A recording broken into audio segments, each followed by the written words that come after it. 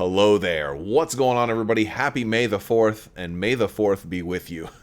Doesn't it always sound funny to say that out loud? All right, so today we're going to be talking about Star Wars tabletop games in kind of on a larger scope video. I wanted to do a video out there as an introduction to Star Wars tabletop games for a lot of people out there who might be looking to get into Star Wars on their tabletop, whether it's a board game or a miniatures game or something in between. And I wanted to just kind of do a primer and an intro video for all of you out there looking to get more into Star Wars and gaming, because that's really what this channel is about. So if you are new here, if you've just found me, I cover a lot of these games, and I wanted to do just kind of an intro video talking about a lot of them, give you a little bit of what you need to know, and if you want to dig deeper, kind of point you in the right direction. So some of these are going to be games that I talk about more. Some of them are going to be games that I talk about less. I also run giveaways all the time. There's one right now for a $25 Amazon gift card. All you have to do is be a subscriber and leave a comment on this or one of my videos. It's as simple as that. And I run giveaways all the time. And so if you don't get this one, stay tuned for the next one. So with that being said, I'm going to go ahead and start talking about some of these games. Now, I'm not talking about every Star Wars game that exists. I'm talking about some of my favorite Star Wars board and tabletop games, and these all happen to be by a company called Fantasy Flight Games. Now, I'm not affiliated with Fantasy Flight Games, I'm not employed, and I'm not getting any kickbacks for this. I just genuinely love these games, and that's why I'm talking about them. There are other companies that do have some Star Wars games out there, but those tend not to be amongst my favorites, whereas these are. There are also some older games that are great, but I'm talking about games that you can still get, okay? So the first game I want to talk about is called Outer Rim. Now this one is kind of it's pretty much like a board game. This is going to be the closest you're kind of going to get to a traditional board game, although while it doesn't have a standard board, it does have tiles that kind of lay out this space line you see up here. This is generally a 2 to 4 player game, although it can be played solo. There is an AI deck that comes in this game, and this is a game where you're going to be playing as different scum and or villainy found throughout the outer rim of the galaxy, seeking to get the most infamy and become the most famous in the galaxy. You'll do things like smuggle goods from one point to another point. Maybe you'll try and get bounties, buy new ships, upgrade your blasters, get better armor, and basically just try to live the life of someone like Han Solo or Boba Fett or something like that. And it's a very fun game. It's kind of engaging. It has a lot of pick up and deliver mechanics, and it's not too difficult. It's it's a good beginner type of game. I have videos on how to play it, and I think you'll really enjoy it. It's a very fun game. There may be some expansions coming for this, but as of me recording this video, there's only the standalone game. Now this game retails for $64.95, and that's in US dollars, by the way, and all of the prices that I'm going to give you are in US dollars, and you can find more information for this on fantasyflightgames.com, or you can also search for Crabbok, how to play Outer Rim, because I have videos talking about this as well.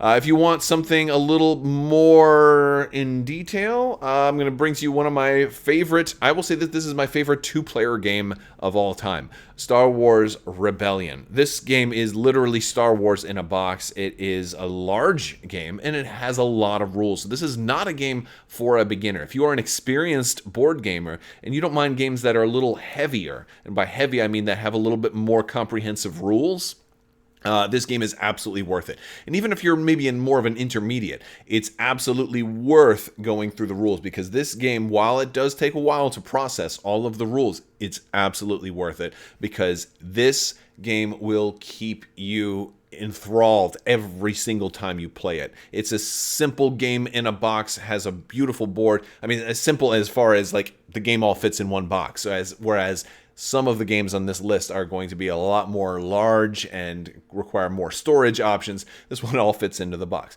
There's also an expansion for this game called Rise of the Empire, and while some of these games that I'm going to talk about do have expansions, I'm not going to name all of the expansions. because some of them have a lot. But in this case, there's only one expansion, and it does kind of serve as an expansion that kind of rounds out the game and makes it complete. This is pretty much a complete game. There don't seem to be any signs of any more expansion type content coming out for this game, but it is a very, very complete adventure. You can play with the expansion content or without, or just using the expansion to fix a few of the minor details in the game that you don't need the expansion, but I feel like the expansion does kind of clean up some of the mechanics in the game a little bit and make it even better and more enjoyable. But even without the expansion, it's still a great, great game. It takes a while to play. It takes a couple hours for you and a friend to play. Now, the box does say it is a 2 to 4 player game, but that's with the mindset of you kind of sharing the decision making on each side. I mean, you could really have 10 people on each side, and if everybody wanted to take a vote on what you do, there are technically rules for up to 4 players, where 2 players play the Empire and 2 players share the Rebellion. It's really, at its core, I will tell you, it's really just a 2-player game. And I use the analogy, chess could easily be a 32-player game if you give everybody their own piece. But really, it's just one side versus another side, one side making a decision, and then the other side making a decision. But this game is literally barrels of fun from the time you start playing, where the rebels have to choose where the rebel base is going to be hidden, to the time where the game ends. It's never been a bad game for me. It's always been absolutely spectacular, and I think you really love it. Really, the only drawback is it's a little bit rules heavy, and it can take a while to play, and it really is just a 2-player game. So if you got 3 people, you probably want to do something like Outer Rim instead. So it really depends on your play group size. Or if you have young children that might, gravitate towards more simpler games, this one might not be for you yet. But once those kids grow up a little bit older, they're going to definitely want to play this game. And it's absolutely fantastic. The base game is $99.95 retail, whereas the Rise of the Empire expansion is $39.95. Another game, if you do like some, so a little bit more depth and some more expandability to your games, Imperial Assault is a game that was maybe thought of as kind of discontinued, but it is not. It is still alive and well. Imperial Assault is a miniatures game. So now we're branching into something that's less of just a board game and something that's more into an expandable miniatures game. And one of the things about Imperial Assault is it has 2 completely different ways to play. So I'm going to talk about the skirmish mode first, which is basically you are going to build an army, kind of like you would for a miniatures tabletop skirmish game. Well, you will build an army based on a number of points, and then play against somebody else that's brought a similar type of army at the same number of points. It's similar to the way that card games like Magic the Gathering, Pokemon, or Yu-Gi-Oh, or any type of competitive game where it has tournaments and stuff will be run, whereas you will build a list and you will challenge somebody else's list, and you do this on your own time, and you don't just open the box and everybody pulls out stuff and starts to play. If you want to play as a skirmish, you are like the night before constructing a list, and then you show up and get ready to challenge somebody else's list. So this is, if you're going to play the skirmish version of this, like in some of the games that we're going to talk about after this, they are basically list building games where you are going to everybody who's playing is going to have their own copy of the game and their own miniatures and their own their own components, and then they show up with their box or storage mechanism, pull out their stuff and play. So it can be played that way, or it can be played just out of a box like a normal board game.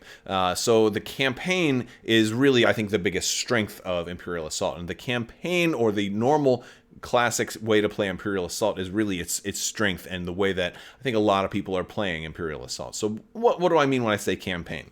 Well, this game is a 2 to 5 player game. Now, one person is going to have to play the Empire, the bad guys, and kind of like the dungeon master. And that's usually going to be the person who owns the game or who's most familiar with all the rules. And whereas everybody else plays as a rebel hero. And this has a story to it, because there will be rules. You'll have a timer. You maybe have to get and recover some supplies from a secret Imperial bunker. And if you do that, you pass, and then you're going to gain experience, almost like a role-playing game. And it's going to carry over to the next mission. And you might sit down with some friends and play a whole adventure on this board, like you see here. And then record your results. Oh, I gained 2 experience and I gained 300 credits, and you write that down. You save it on your character sheet. We'll meet here again next week, and then you start the next adventure. And there's a whole adventure book that says like, oh, if you pass, then you then do the event on page 32. But if they failed, then they've got to go to the adventure on page 23 or something like that. So there's a little bit of a choose your own adventure, kind of a branching narrative that goes into this game. So even after you complete the campaign, you may want to come back and play again and try and maybe try and do better than you did last time, or maybe play as a different character. There's lots of different characters you can play. It has this beautiful narrative, really cool miniatures that you can paint, and you don't really have to assemble all of them. Some of the larger ones, like the ATST, do have to be kind of put together, but they fit right in very easily. There's no modeling or hobbyist or craftiness that is required for this game. The board is going to be in all different like puzzle pieces, and so while you have all these pieces, you'll build out a different board for every scenario. So that much is also very cool. There are a lot of expansions for this game. So this base game retails at $99.95, and there are tons of expansions, from small little individual unit expansions up to medium and even large box expansions that add new campaigns to this game. And they range from anywhere from $12 from the really small ones up to $65 for some of the larger ones. But each of those grants you a whole lot of extra content. Plus, there is also an app for this game. If you want to play it without the Imperial player, you can play this solo or as a fully cooperative with you and 3 other friends. Play as a completely cooperative game. You can do that also if you want to use the app, and the app will have its own campaign. So that's another thing. There's a lot of digital support for this as an option as well. But you get honestly, there's a whole lot of gameplay in just this core box. It's actually one of the best values considering how much depth. Like if you could only take one game and play that for the rest of your life, this one's probably going to give you the most diversity and the most value out of a single box, I think, out of everything on this list. All right, next up, if you do like that branching narrative and you do like that RPG aspect, I would be remiss if I did not mention the Star Wars RPG. And the Star Wars RPG comes in 3 different flavors. There's actually lots and lots of different books, but basically the big 3 are Age of Rebellion, Edge of the Empire, and Force and Destiny. And they're all basically the same basic rule set with minor little differences, minor different flavors between each book that kind of specify the setting and some of the focuses of that book. So like Age of Rebellion is the Star Wars role-playing games version of, hey, you're in the Rebel Alliance and you're fighting the Empire, and maybe you're, maybe you're Han Solo type, gunslinger, or maybe you're an ace fighter pilot and you're going to be, trying to do a bombing run on a Star Destroyer or something like that, and what kind of adventures would take place in that setting. Whereas Edge of the Empire is more of the, like if you saw the movie Solo or The Mandalorian or something like that, you're kind of in an outer rim world, and maybe you're some type of scum and villainy character just trying to make your way. I think it's fair to say that Edge of the Empire is probably the most popular one right now.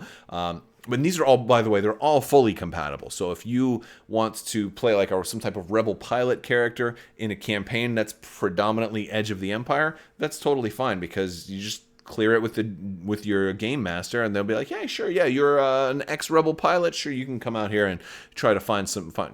Maybe your X-wing crashed, and you're stranded out here, and you have to make your way on Tatooine, right, or something like that." And then Force and Destiny is basically just adding Force-sensitive characters. Those are adding your Jedi and your Sith to the game as well. And, and each of these has a whole wealth of supplemental books. The core rulebook's really the only one you really need to get started, and those are about $59.95 each. And a lot of the other books range from about $30 to $40. There's a ton of additional accessories and dice and other things for this. You can use miniatures if you want. You don't have to. You can all have it be theater of the mind. But if you've ever played Dungeons and Dragons, that's basically the Star Wars version of it. But they have a whole different dice system that's very interactive. And this game focuses more on storytelling and collaborative storytelling, because you can roll dice and something will happen, but the GM doesn't have to specifically tell you. You can tell the GM how to interpret these dice. Of course, the GM gets final say if there's any conflict, but you can certainly make suggestions, and it's a very collaborative storytelling adventure, and it's absolutely brilliant. And so this one's less of a traditional game. There's obviously no board with this, unless of course you want to draw up maps. You can do that, but this one's really fun, and I love these. And I don't talk about these as much, but if you are interested in the role-playing game, I'm actually part of an adventure right now called Recover the Supplies, and it's being hosted by the Fifth Trooper Network, and so I'm part of that with Jay Shalansky and a couple of guys. We got Ryan from the Stabcast, and of course we got the High Marshal Brendan Franz is over there. So we've got some great folks, and we get together. So every other Friday there's a new episode of that coming out. So and I'm pretty familiar with it, but I still have some learning to do with the RPG. But I have such a blast playing it, and I think you might too. If you like role-playing games, this is definitely for you. Moving into the world of miniatures games and more of the tabletop skirmish games. I talked about this a little bit with Imperial Assault, but you may have heard of XWing, the miniatures game. Now, XWing is probably one of the most popular miniature games on the planet, and this was actually, for me, XWing was the game that kind of pulled me down the rabbit hole into the world of tabletop gaming, and specifically into the world of Star Wars tabletop gaming. But XWing was my gateway game. This is what brought me into everything, and it's absolutely beautiful. Now, there's been a lot of history with X-Wing, because this box may not be familiar. You may have played X-Wing a long time ago. This box may look differently. This is X-Wing 2nd edition. Basically, X-Wing got very big, and it kind of got bloated on content, and they needed to do a lot of rules adjustments, and so they just decided to say, hey, let's make a 2nd edition of X-Wing. And it has a black box for the starter, and this is an expandable game. This is one of those list-building tabletop skirmish games where you are going to build your own little squadron, of fighter ships, and this is a dogfighting game. It's a game of moving and shooting. You plan your moves in secret. You use these templates to see where your ship is going to fly, and you reveal them all, and then they end up in a place. Then you roll dice to see if you can shoot the enemy ships if they're still in your firing arc, and all of these ships have a printed firing arc on them, and it's real. It's kind of simple fun, but has a depth of strategy in it, and this game is crazy expandable. There are lots and lots and lots of ships out there, and the cool thing is everything from the 1st edition of X-Wing got rolled over into 2nd edition, where they put out conversion kits that you could buy. And some people were kind of, up in the air about that, because a lot of people weren't crazy about there being a 2nd edition.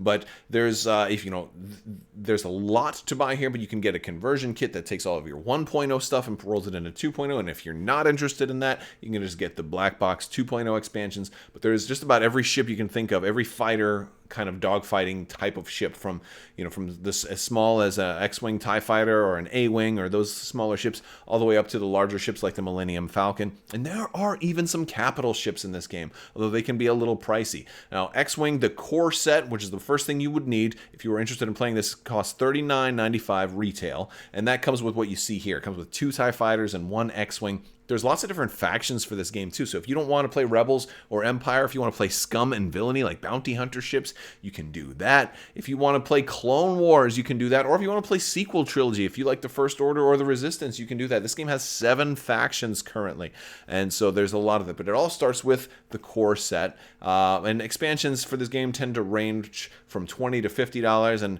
some, like the huge ships, can go as high as $99.95. So, but for the most part, you just buy which ships you want, as long as they're within the same faction, and you start building a list. This has an online list builder as well as a lot of community-based list builders, and I have a lot of videos talking about X-Wing. So if you want to learn more about this game, you're in the right place.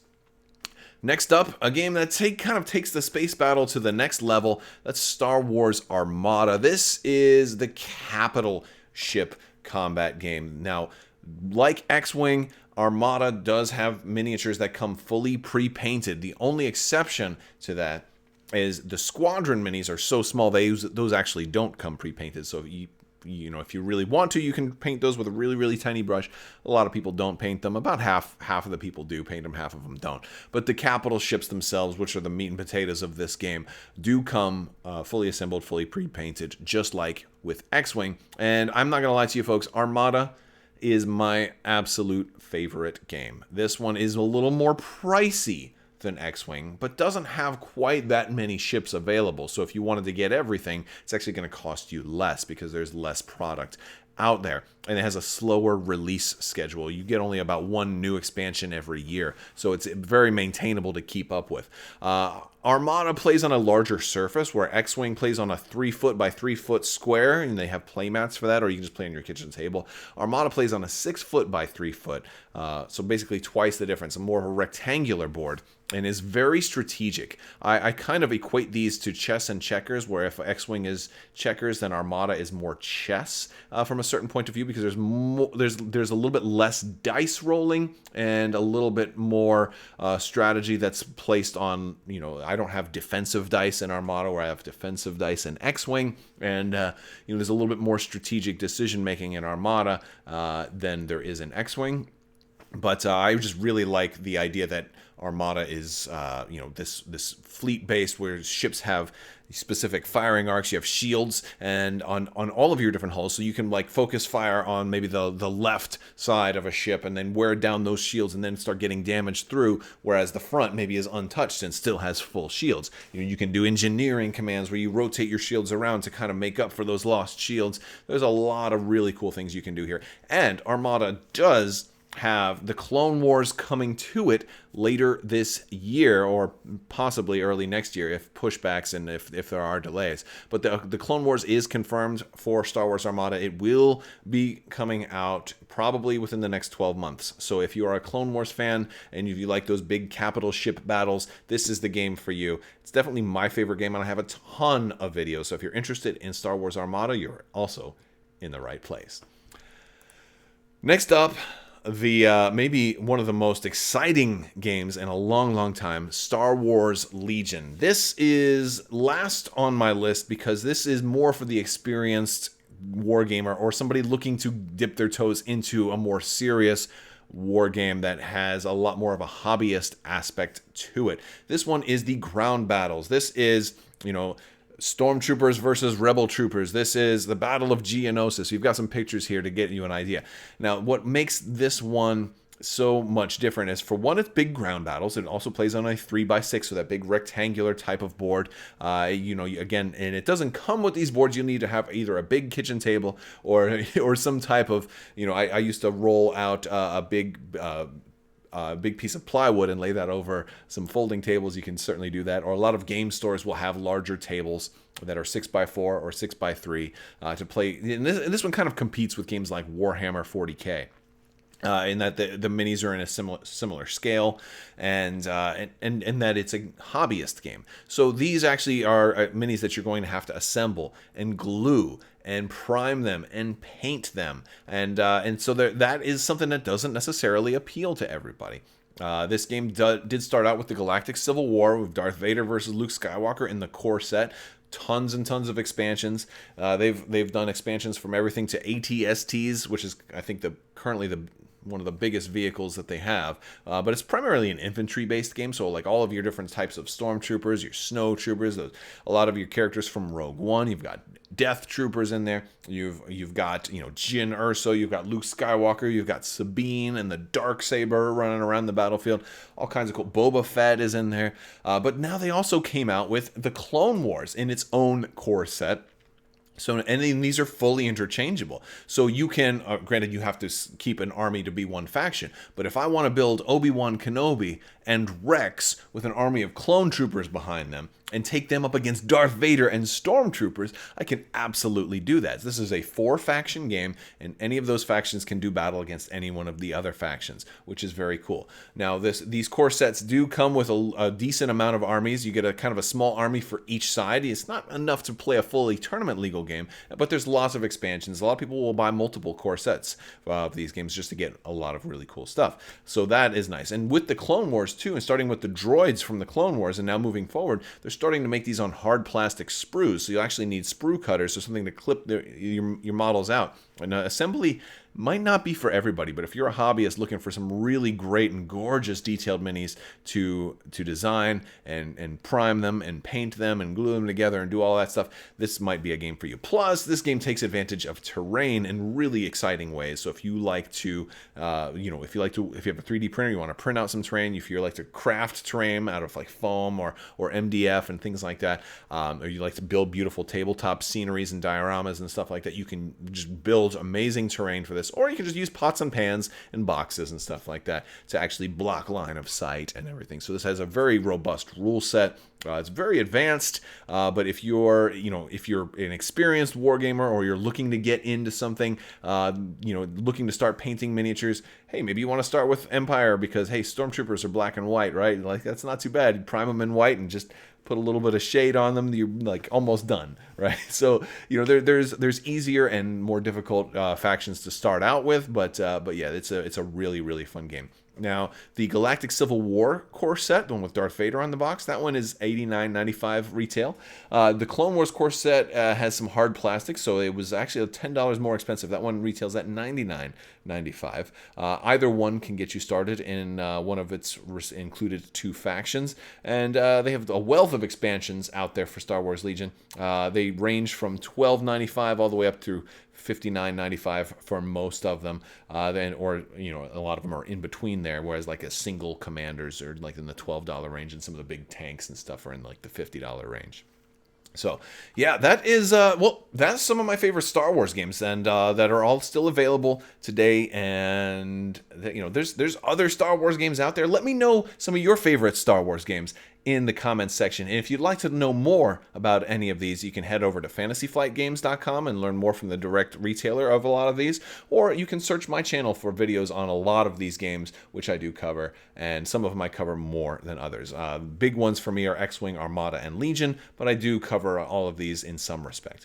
All right, guys, well, I want to thank you all so much for watching this. Hopefully you found it helpful. If you do like what you've seen here, I do urge you to subscribe and check out all future content. I do videos every day, and hopefully you like what you see, and may the 4th be with you. I want to thank my patrons as well. You guys are amazing, so thank you to Patreon. You guys definitely help make this all possible. Thank you so much, and as always, have a great day.